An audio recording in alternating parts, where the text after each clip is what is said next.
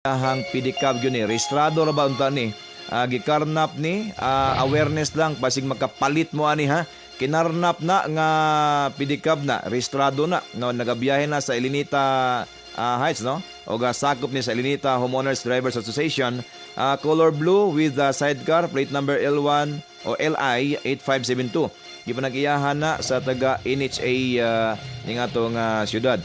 Nakaalarma na ni actually, kontak lang si Joy Salido, di ba ka, sa ilahan ni Police Superintendent Abode. Ikaw nga nagkawat ani, asa ni mo ni gibutang, katong Huwebes pa ni gikawat, kung kamo gibaligyan magnanang nga klase nga pidikab, ayaw, gyud mo palit kay kinawat na, ha?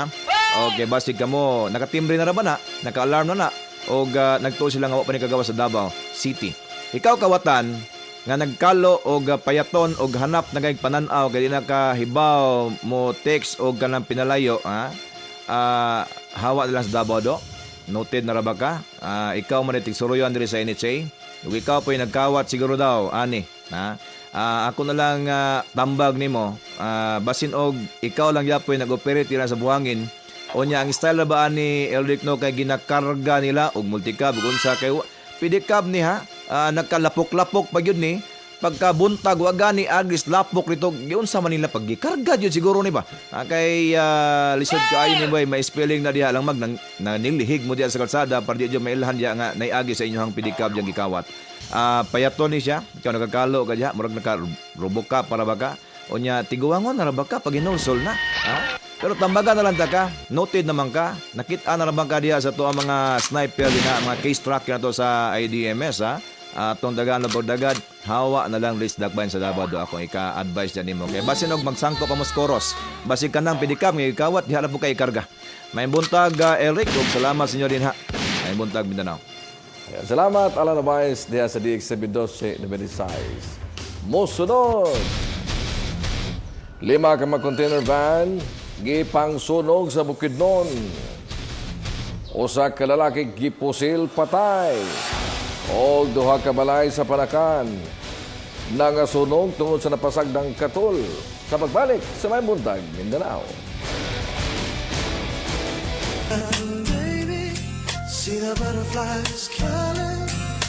Maayong buntag, Mindanao would like to thank Dream Home Furniture Center for our furniture and fixtures.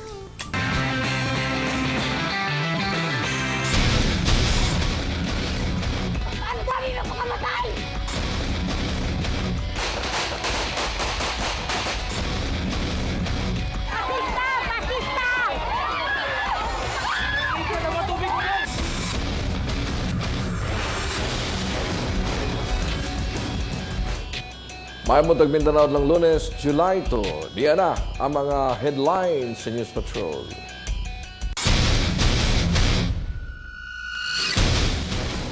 Lima ka mga container van nga padulong sa Panabo City, gipang sunog sa mga NPA sa Quezon, Bukidnon. Dayo sa lanang, gipusil patay. Duha ka balay sa Panakan, nangasunog tungod sa napasagdang katol. Mga boat mapil sa Team Titans, nanagan bisan kusog ang ulan. Ug mga residente sa duha ka barangay sa Davao City nang hinlo ato sa selebrasyon sa Environment Month. Kapamilya Diana Maritalye sa News Patrol. 5 ka mga container van na ipangsunog sa marebeldeng New People's Army sa Quezon, Bukidnon. Netong Sabado sa gabi, extortion ang itudlong hinungdan. Si Vina Reneta sa report. Nangaug daw ang atubangan sa 5 ka mga container van sa Red Bull Express, FSTA o bantuanan tracking.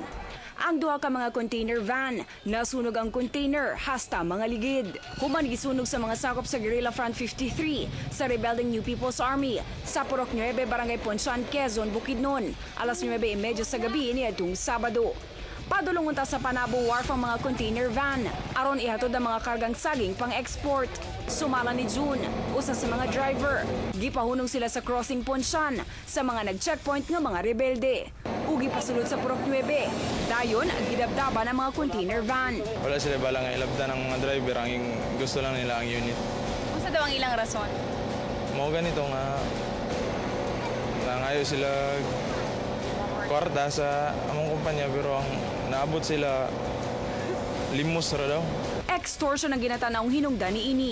Yung mga nakakita, around 8:30 to 9 ng gabi, nagkandak ng checkpoint dyan sa labas yung mga armadong tao. Luyo sa pagpangdabdab, nakakwarta ang mga residente sa barangay Ponsan. Kay gibayaran sila og 1.50 matag box sa pagbalhin sa mga box sa saging ngadto sa Meresking container van. Kanila diri 150 per pack ang akong haul ani padulong diya sa Pikas transfer sa katrak. Netong Mayo 23, 2012, gidabdaban sab sa mga NPA ang duha ka mga container van sa Red Bull Express ug DTI tracking sa Marilog District, Davao City. Vina Ranata, ABS-CBN News. Duha ka mabalayan na ogdaw sa sunod laing duha sab ang naangin sa panakan natong Sabado. Napasagdang katol mo'y usa sa gitudlong hinungdan. Si Francis Magbanwa sa report.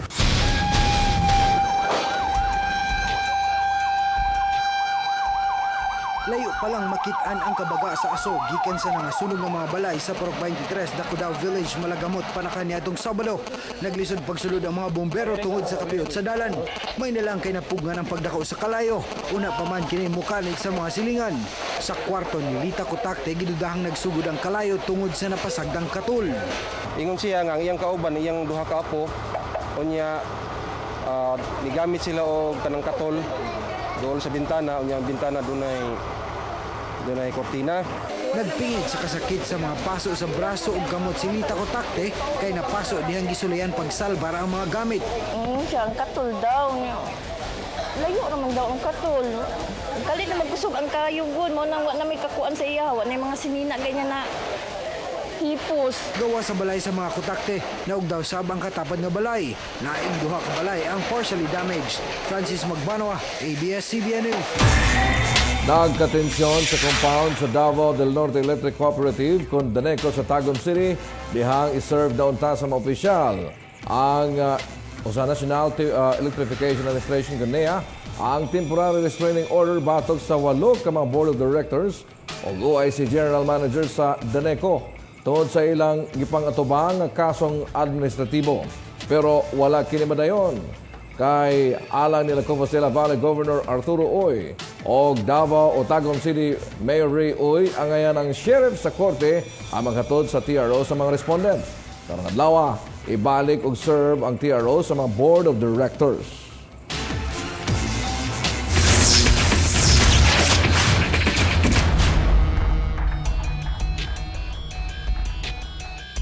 Sa Police Patrol, ihatod ni Hernel Tokmo.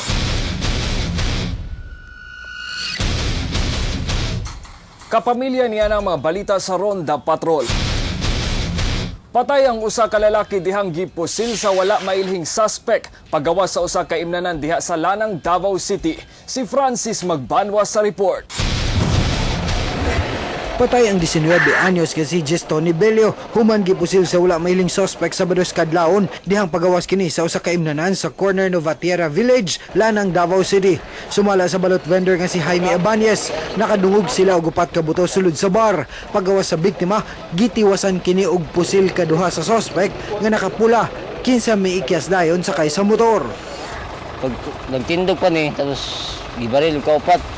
Pag sakay sa motor, gibaril na po ni kadua. Dihang giling sa soko, nakitaan ang gitakini ini nga paltik nga 38 revolver. Ginasubay pa sa pulis unsay posibleng motibo sa pagpamusil. Huwag mo lang magbigay ng statement na paano nangyari yun o ano bang baka